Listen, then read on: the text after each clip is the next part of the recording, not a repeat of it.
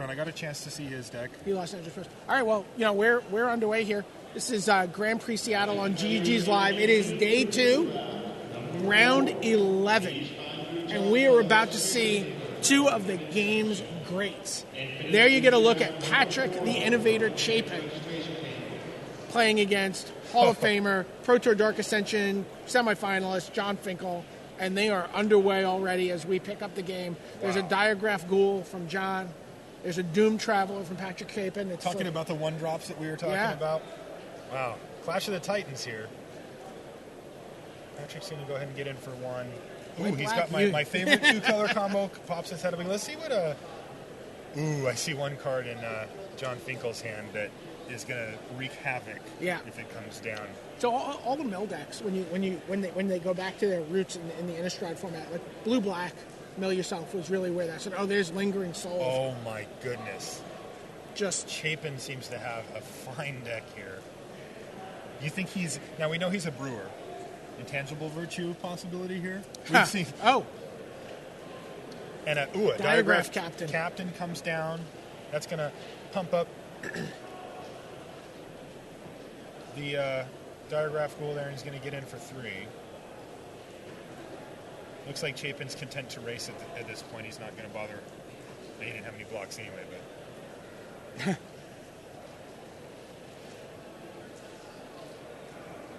Oh, man. So, John Finkel, after he gets a good look at what Chapin's doing with his deck, is probably going to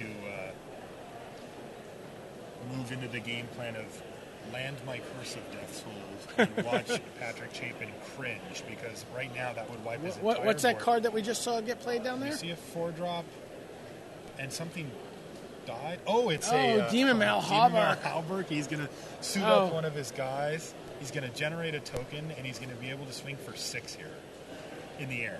Yeah. Yeah, we're racing. John's at 18. That's a 3-turn clock by itself. It is. That's an extremely aggressive play. Now, John is in blue, so getting a flyer in the air, silent departure. There's a lot of things that John can do to combat this. Yep. Claustrophobia becomes a straight-up removal spell. It does, but I mean, he's just going to use that one to move the Halberg over to something else, so it's not the best. But he can run him out of. He's only attacking for 5, leaving 2 souls back. So. Is that because he wants to block the Diagraph Captain? Is that what we're assuming? You can't, but the Diagraph Captain... Oh, yeah. Diagraph Captain probably. It's a 2/2 Death Touch. It doesn't give the other zombies Death Touch, but whenever a zombie... Oh, my. What do we have? Looks like John has double Diagraph Captain. Oh, my goodness. Wow, so it looks like Attack for Finkel's 7. actually just going to raise. Yeah. Because the next card I saw in Finkel's hand, Moan of the Emerald. But I don't know if he's going to play that. Like, he might just, if he... I'm just saying, like, he can apply so much pressure with his hand that he has. Right. But yeah, if he hits this mana, he's... Chapin's going to look into attack here, and then maybe flashback his Lingering Souls. Mm-hmm. And Chump Block. And Chump Block, and then John might have other plans. So it looks like, because Chapin has increased his clock now. He's going to have to get in that 1 extra point somehow. He can attack with everything here, or even just attack with 2. But he needs to leave 1 spirit up to get that last point of damage as it more currently sets.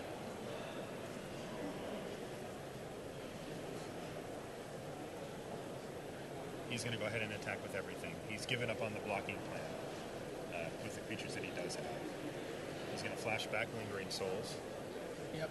One of the better cards in the format. We've been talking about it all weekend. Yeah, it was a big card yesterday for people in Sealed. Yeah, even in Sealed, which is generally considered a slower format. And this is going to get very ugly for poor Patrick here. Curse targeting you.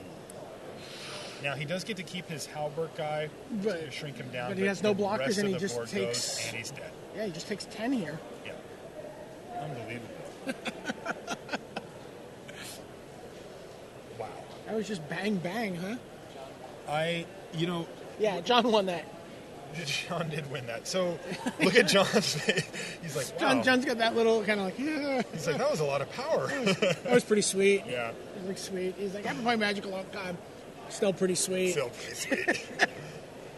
Yeah, so when you build a deck like Patrick Chapin's Curse of Death's Hold is the one card that you do not ever want to see on the other side of the table. Yeah. It's a huge blow to his entire game plan. I mean, honestly, you never want to. No, but it decimates his board. I mean, Yeah. He could have things like Highborn Ghouls in his deck. You know, being black-white. I mean, ugh. The Falconwrath Torturer. Just a lot of one toughness guys that. Yeah, it makes. I'm right. Yeah, it makes even guys like the Falconwrath Torturer, which you can build up, it becomes impossible to even get them into play. Yeah. Now, Patrick, though, we could be looking at Urgent Exorcism, Silver Chase Fox. Sure, but those, It might be too late. It just doesn't even matter, right? Like, you just play it and it's like, kill your guys. Yeah, so it depends. So if John Finkel can keep some type of pressure on the board, then you're right. It acts as a Wrath of God for you. You did see his Yeah, deck, right? and I'm not saying that he can or can't. I'm just saying that. So the thing is that a lot of times people will play Curse of Death's Hold. They'll get value out of it, kill a couple of your guys, shrink down a couple more. But if you can remove it, you can rebuild your board state again. If they're under a lot of pressure, then you often don't have enough time to actually do that. So it's still important to have outs to it, but it's gonna if it gets resolved again, percentage chance of John winning the match goes up. Yeah, it's just a Wrath of God. Against Patrick's I started disenchanted. Okay, still all your guys. Well, and it's a Wrath of God for you. Yeah. That's really mean. Looks like Patrick's going to work. When you see a Curse of Death's Hold, you pretty much have to if you're playing a deck like Patrick's. I've played his deck a lot of times. I love that deck. Right. But the thing is, you could also just race it or something? Yeah, on the play, just be faster, right? Yeah. It's just tough because, it's not like Patrick. It's very hard to splash colors in a black-white deck. There's a lot of heavy mana commitment cards, and you have to stretch pretty far to start splashing things. And Patrick's not going to have reach against a card like, Curse of Death's Hold. He's just going to have to get there before it comes down. It becomes difficult from Patrick's end as well because do you play around it? You need to commit to the board. You don't commit enough, do you just end up being too slow? It's going to be one of those things Patrick's going to have to consider throughout the duration of the match here.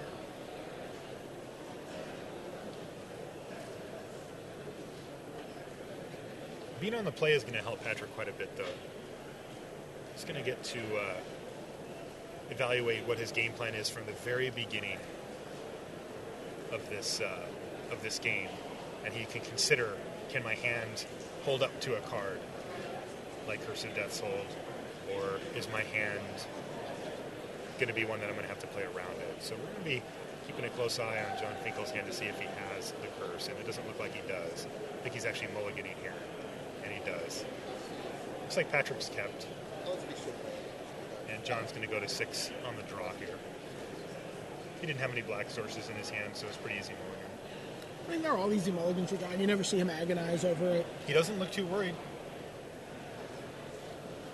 He's very analytical in his approach. Yeah. I mean, just dryly. Yeah. Just decides what the best play is and makes it. It's got to be exciting. How hard Just could that be? Get a Diagraph Captain. Get it past the Diagraph Captain. Yeah. Wow. You certainly know what you're doing when you go into Innistrad if that happens. We talked to some. I like the slow roll. Slow roll himself. Yeah. Looks like he's got to keep here.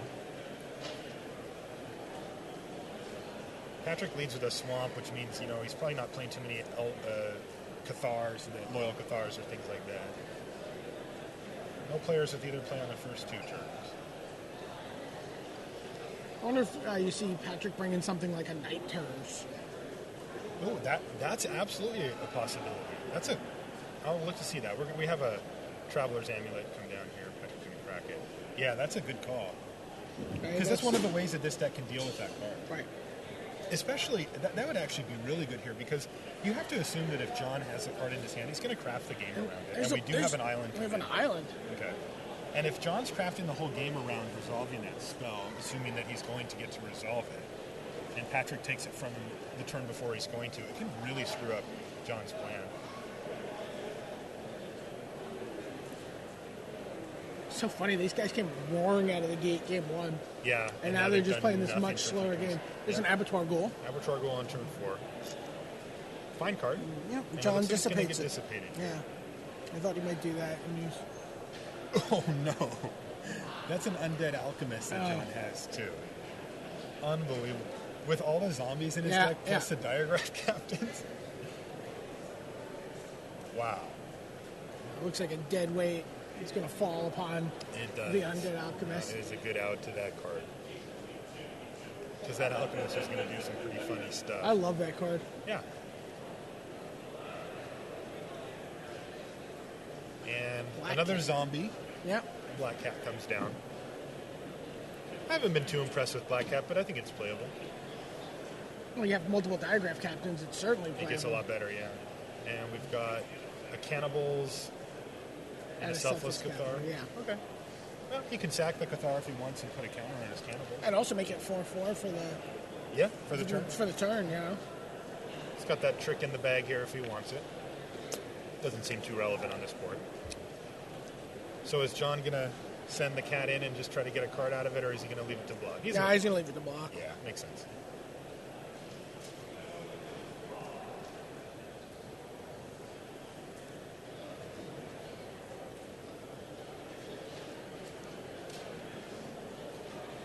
No block.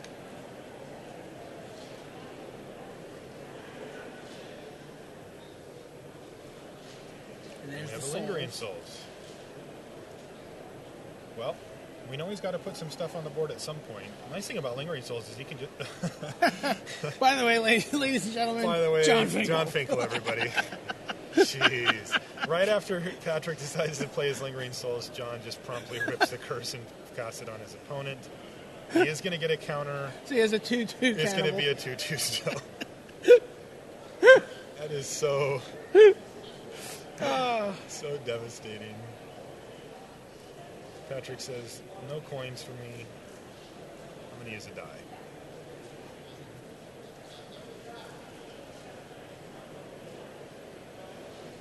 Well, so much for flashing back Lingering Souls. No, he doesn't want the coin. He just wants a piece of paper. Yeah, yeah.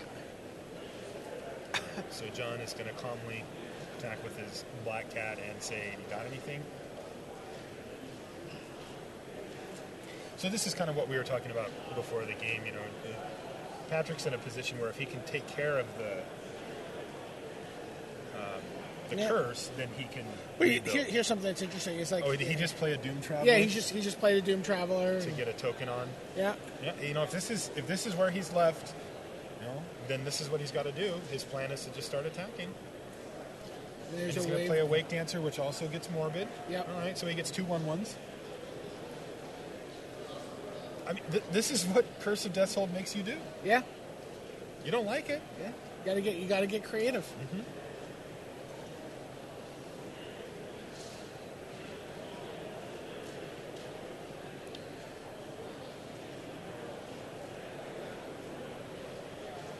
John just passes the turn, says go.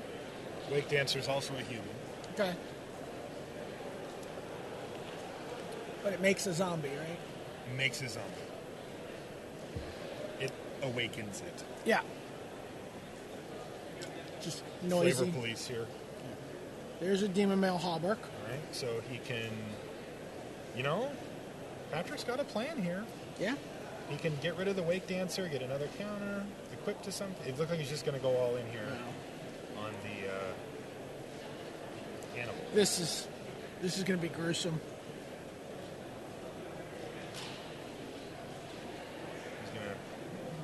Cat blocks the zombie. Says, let me get the last one. Oh. And he's going to grip tide. Get one of your 2 remaining cards. One of the 3? Oh, 3 cards, sorry. And he got... actually, one of his threat, a Raven Pureblood. Raven Pureblood. That's probably the... I mean, he's only on 4 mana, but that is... That is a card that he would like to see because it actually does something. Looks like John's going to thought scour himself here. Sees a cat in a swamp, and he draws a scob of some sort, I believe. I think it's the 3/6. It is. The headless. Headless. That's why he wants brains so much. I think I see an interloper, which, again, not going to do a whole lot here. All right, we've got a 1/1 human. 3/6 is going to start beating you. Patrick is just under the vice grip. Yeah. Like I said, Curse Death's Hold pretty good against almost every deck, right? Just like sets you back a whole turn. You know what I mean? Like sets you Usually off. kills one of your guys. Yeah, at least. But like against Patrick, it's just genocide. Devastating. I mean, he's got a Lingering Souls just hanging out in his graveyard. So he kills the scab. Yeah. He's going to stem the Gets bleeding. in for one. But John's at a pretty comfortable 14. There's Diagraph Ghoul. One of my favorite cards in the format. See if Patrick can orchestrate a way to get out of this mess. Start by getting in for one, I suppose.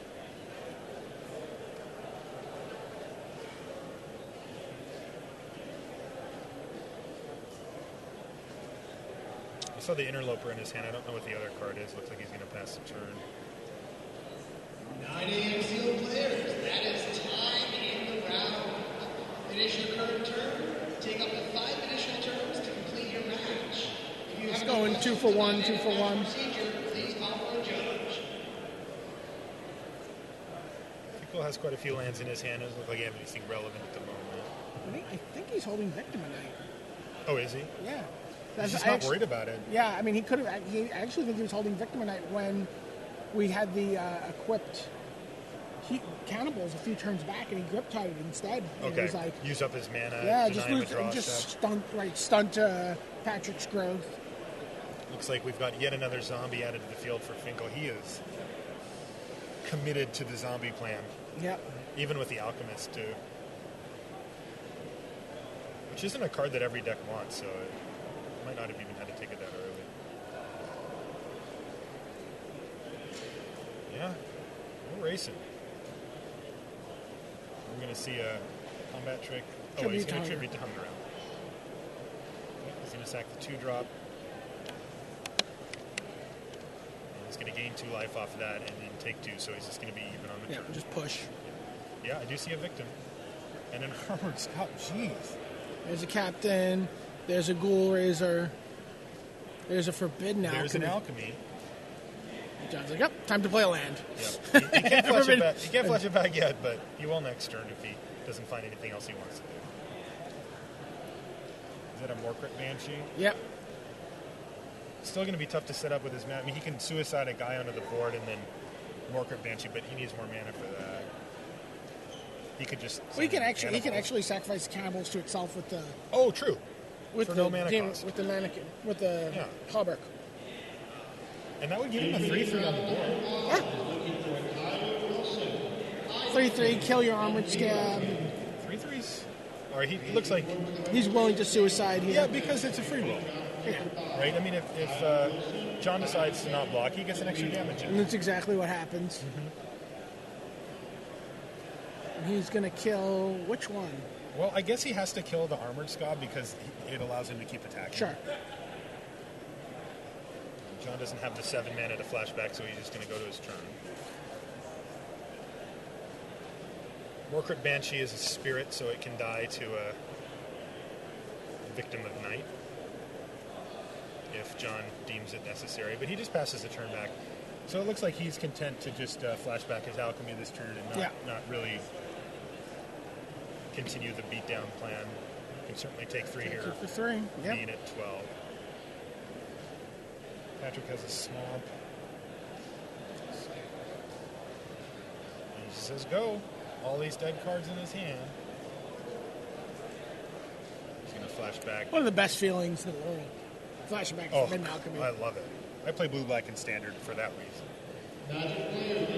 Diregraph Captain goes into his hand, and he's going to pitch a land and a snake, a rotting fence snake, and something I didn't see.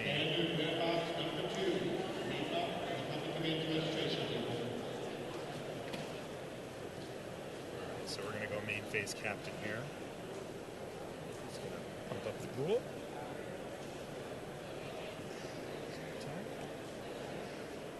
Put Patrick at 9.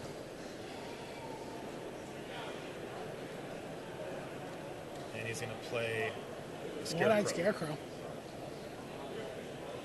it looks like a victim of night will fall down on the old Scarecrow here.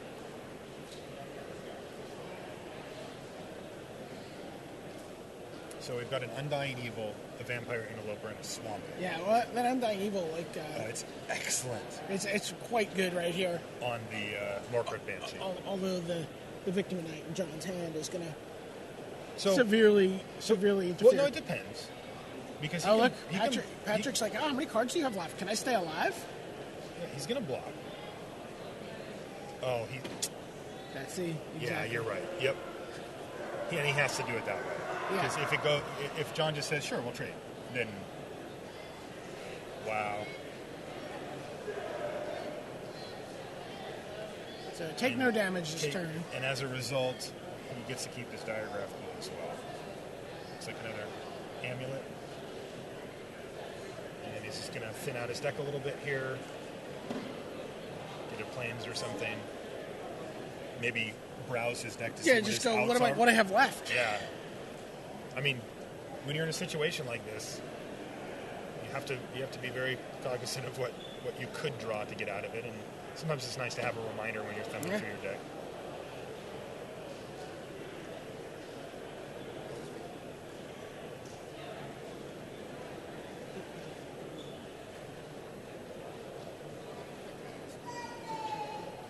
John's still drawing a lot of lands here, so he's in a very favorable board state, obviously, but...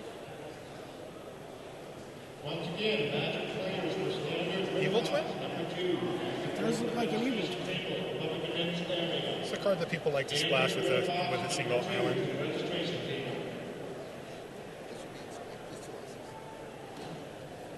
Evil Twin copying the Captain.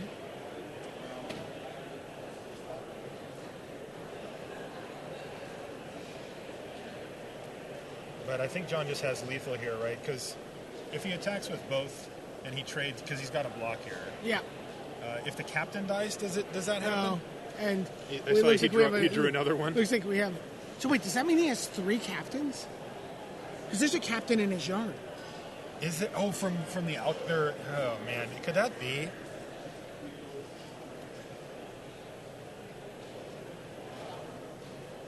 So this actually is the win because the Captain doesn't give itself the ability of when I die, I do a damage. But since he had the second one, the other Captain did, plus the pump. So, wow, I really like. Sounds like I have 3 captains. He's like, look at my deck.